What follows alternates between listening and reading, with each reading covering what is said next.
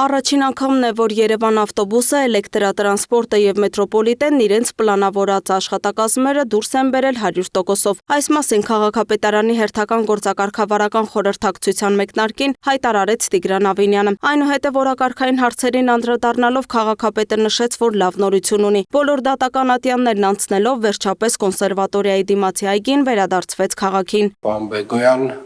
Պարոն Պետոյան, նախ եւ առաջ եկեք սկսենք մաքրման աշխատանքները այնտեղ, բոլոր հնարավոր պոտենցիալ, այսպես ասած, առաջին քայլերը, որոնք որ պետք է արվեն, մենք կարող ենք սկսել եւ նաեւ սկսենք դիտարկել բոլոր այն առաջարկությունները, որոնք որ ունեցել ենք այգու վերակառուցման,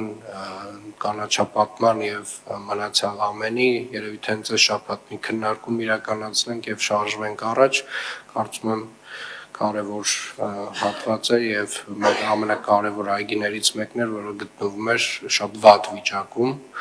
եւ շատ ուրախ եմ, որ վերջապես իրավական բոլոր հարցերը լուծվել են։ Ավինյանն անդրադարձավ նաեւ Արզումանյան 10 եւ 17 հասցեներում գտնվող 4-րդ կարգի վթարային շենքերի վերակառուցման ծրագրին։ Նա նշեց, որ Երևանի քաղաքապետարանն ուղղակի պարտավորություն չունի, սակայն ծրագիրն իրականացվում է բնակիչների անվտանգությունն ապահովելու նպատակով։ Ըստ նրա 4-րդ կարգի վթարային շենքերում բնակարաններն ու հասարակական տարածքներն արժեն 0 դրամ, քանի որ դրանք փլուզման վտանգի տակ են։ Ավինյանը հիշեցրեց, քաղաքապետարանն առաջարկել բնակիչներին վերաբնակեցման ծրագիր, որի շրջանակում այդ հասցեներում կկառուցվի նոր շենք եւ բնակիչները կապահովվեն նոր բնակարաններով։ Այսինքն 0 դրամը պետք է դառնար բնակարան։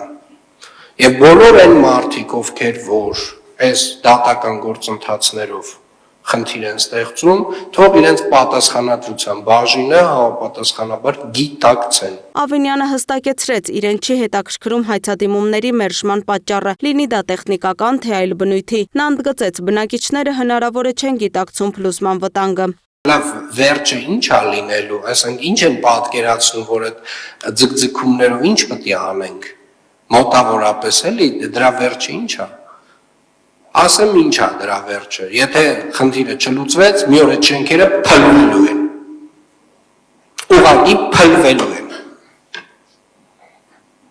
ու պատասխանատվությունը այո, առաջին հերթին լինելու է նրանց վրա, ովքեր որ ամեն կերպ խոչընդոտում են ծրագրի իրականացմանը, թող բոլորը սենց պարզ շիտակ իմանան։ Երևանի քաղաքապետ Սուրեն Գրիգորյանն էլ տեղեկացրեց, որ այս տարի նախաձեռնվել է 45 նոր տրոլեյբուսի ձեռքբերման մրցույթ, որի ֆինանսական միջոցներն արդեն հատկացվել են։ Քաղաքապետարանի կողմից նախաձեռնվել է նաև 384 կանգառասրահի տեղադրման մրցույթային ընթացակարգ։ Հաջորդիվ քաղաքապետը հայտնեց, որ մյուս տարվա համար 300 միլիոն դրամ հատկացրել են հրատապ կոմունալ բյուջեի համար, որպեսզի կարողանան հրատապություն պահանջող խնդիրներ լուծել։ Պատճառն օրինակ կոյուղիներում շաբաթական 400 վթարներն են, որոնք այսպես ասած տեղ չունեն։ Լուսինե Գրիգորյան, Free News, Ազատ լուրեր։